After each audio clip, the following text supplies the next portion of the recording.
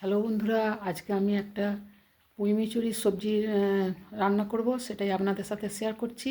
বন্ধুরা, এখন শীতের সময় প্রচুর সবজি, কোনটা ফেলে কোনটা রান্না করি।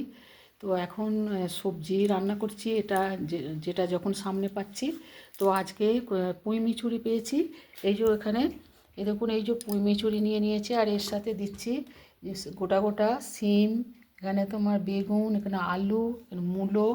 আর এতে চুনো মাছ বা ঘুষো মাছ দিয়ে রান্না করলে এই তরকারিটা খুব টেস্ট হয়। কিন্তু অনেক খুঁজেছি, আমাদের এই সামনের বাজারে পাওয়া যায়নি, অনেক দূরে যেতে হয়, মানে টোটো বা বাসে করে। তো সেই জন্য এটাকে আর আমি মনের ইচ্ছাটা পূরণ করতে পারলাম না, আপনাদের দেখাতে পারলাম না। তো এর সঙ্গে আমি দিয়ে দিচ্ছি বড়ি। তো এই যে বড়িটা আমি কড়াই তেল দিয়ে ভাজতে দিয়ে দিয়েছি। তো বন্ধুরা, তো ছোট মাছ পাইনি, তবে বড় মাছ পেয়েছি। এই যে বাটা মাছের এই যে এরকম মাছ পেয়েছি, ছোট এরকম সাইজের।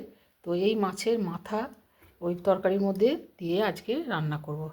তো তেলের মধ্যে এখন আমি মাছটা ভেজে নেব।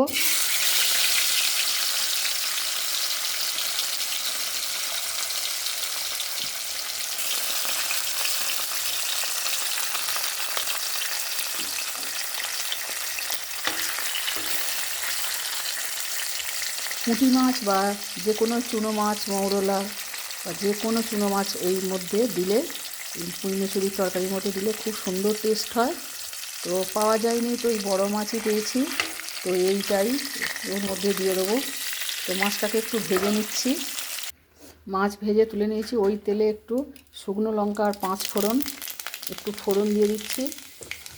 এবারে আলুগুলো দিচ্ছি। মাছটা ভেজে তুলে নিয়েছি, এখানে মাছ তুলে নিয়েছি। এবার আলুর সঙ্গে মূলোগুলো যে সরু সরু লম্বা করে কেটে নিয়েছি, মূলোগুলো আলুর সঙ্গে দিলাম। এবার এর সঙ্গে কিছু শিম দিয়ে দিচ্ছি, গোটা গোটা। শিমটাও সব একটু একটু করে ভেজে ভেজে নিচ্ছি, শিমটাও একটু নেড়ে নিয়েছি। এবারে পুঁই মিচুরিগুলো দিচ্ছি। এগুলো পুঁই গাছে এই থেকে, এই দানাগুলোর থেকে আবার পাকা পাকা দানাগুলো ফেললে গাছ হয়। এইটা ফুলের মতো একটু বেরোয়, এই যে জিনিসটা আমরা একে পুঁই মিটুলি বলি, পুঁই মিটুলি। তো জানি না এর আসল নাম কে কীভাবে বলে, আমাদের এখানে পুঁই মিটুলি বলে। তো এবার এইগুলো দিয়ে একসাথে ভালো করে নেড়ে নেবো, ভেজে নেবো। এতে একটু লবণ দিয়ে দিচ্ছি আর হলুদ।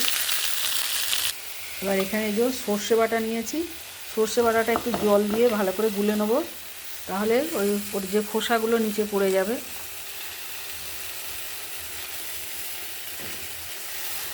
কালো সর্ষের বাটা, এটা ভালো করে নেড়ে চেড়ে নিয়েছি, নুন হলুদ দিয়ে ভালো করে সব ভেজে নিয়েছি। এবার এই সর্ষে বাটাটা জল দিয়ে, সর্ষে আর কাঁচা লঙ্কা বাটা আছে, জল দিয়ে গুলেছি। এবার দিয়ে দিচ্ছি এতে।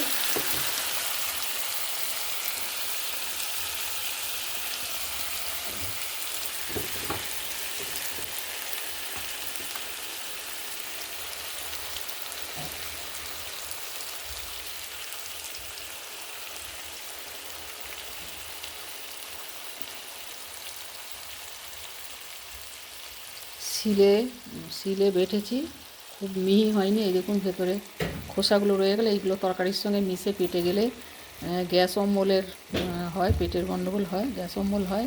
সর্ষের এগুলো খোসা, তো এইগুলো ফেলে দিলাম। এইভাবে জলের মধ্যে ধুয়ে দিলে খোসাগুলো বাদ হয়ে যায়, আর মিহি বাটাটা তরকারিতে দেওয়া হয়ে যায়। তো এবার এটা সেদ্ধ হবে। তো একটু একটু সেদ্ধ হয়ে গেলে তারপরে বেগুনগুলো দেবো। বেগুনগুলো এখনও দিইনি। এই যে এই বেগুনগুলো একটু একটু ঝোলটা 1-2 মিনিট ফুটে গেলে তারপর বেগুনগুলো দেবো, না তো গলে যাবে। ঝোলটা খুব ভালো করে ফুটে গেছে। এবারে এই বেগুনগুলো দিয়ে দিচ্ছি।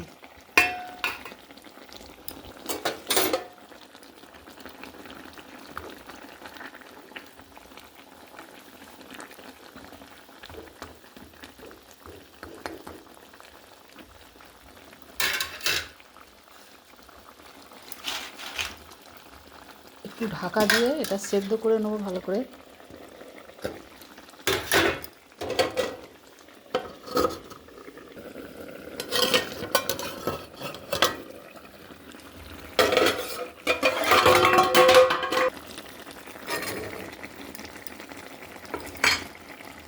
এবার এর মধ্যে মাছ আর বড়ি দিয়ে দিচ্ছি।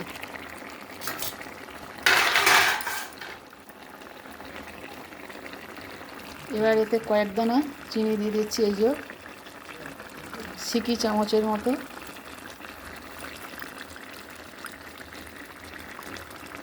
একটু চিনিটা দিলে একটু টেস্টটা ভালো হবে। আপনাদের যদি পছন্দ না হয় আপনারা না দিতে পারেন, ঝালটা নিজেদের পছন্দ মতো দেবেন। আমি এখানে গুঁড়ো লঙ্কা দিইনি, মানে কাঁচা লঙ্কা বাটা দিয়ে রান্না করেছি। দেখুন আর একটু হবে, মাছগুলো সিদ্ধ হবে।